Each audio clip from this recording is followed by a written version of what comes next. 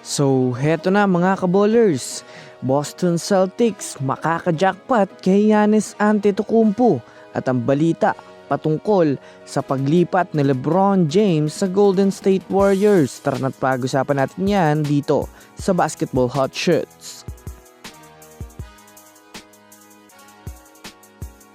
Una nga muna tayong dumako mga kabowlers sa balita patungkol sa pagkuha ng Celtics kay Giannis Antetokounmpo. Well, sa ngayon nga po mga kabowlers, sobrang mas umiinit ang balita patungkol sa magiging trade ni Giannis Antetokounmpo ngayong off-season. Well, ayon nga sa pinakabagong update ngayon, gusto ngang makuha ng Milwaukee Bucks si Jaylen Brown at literal na humihingi nga ang Bucks ng 3 first round picks na alam naman natin mga kabowlers na maaaring ibigay ito ng Celtics dahil na rin naman sa kagustuhan din ng Celtics na makuha itong si Giannis Antetokounmpo.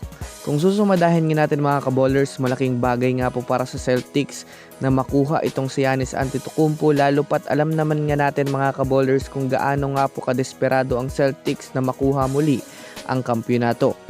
Kaya naman kasalukuyang ipina-finalize na nga po ng Celtics ang kanilang magiging desisyon upang matuloy ang kanilang magiging transaksyon ng Milwaukee Bucks. Kung iisipin nga natin ng mabuti, napakaswerte nga ng Celtics kung sakasakaling makuha nila itong si Giannis Antetokounmpo dahil kilala naman nga natin ang laruan ito na kayang bumuhat ng team basta mayroon lang siyang mga kakampi na desididong matulungan siya hanggat masungkit ang tropeyo. Samantala, pumunta naman tayo mga kabowlers sa pagpunta ni LeBron James sa Golden State Warriors. Well, sa ngayon nga po mga kabowlers ay literal na nasa proseso na nga ang maaaring maging transaksyon ng GSW sa pagkuha kay LeBron.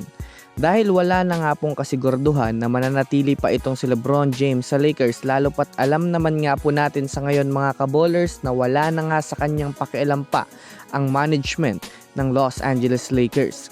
Sa pinakabagong update nga po mga kabowlers, kapag nga po nagawang mapapirma ng Warriors itong si LeBron James ng mid-level contract o di kaya'y veteran minimum contract, hindi na nga po kakailanganin pa ng Warriors na magsakripisyo ng malaking assets para lang makuha itong si LeBron. Ibig sabihin, hindi na nga nila maisusugal itong si Butler at mananatili ito para sa Golden State.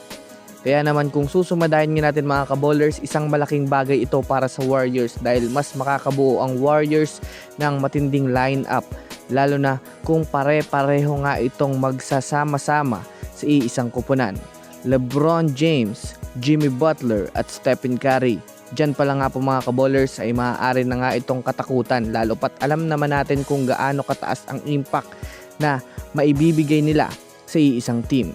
So yun lamang mga kabowlers, yan lang na muna ang ating pag-uusapan sa ngayon. Pindutin ang subscribe and hit nyo na rin ng notification bell para sa mga susunod na update sa mundo ng basketball. Again, this is Basketball Hot Shots. Thanks for watching.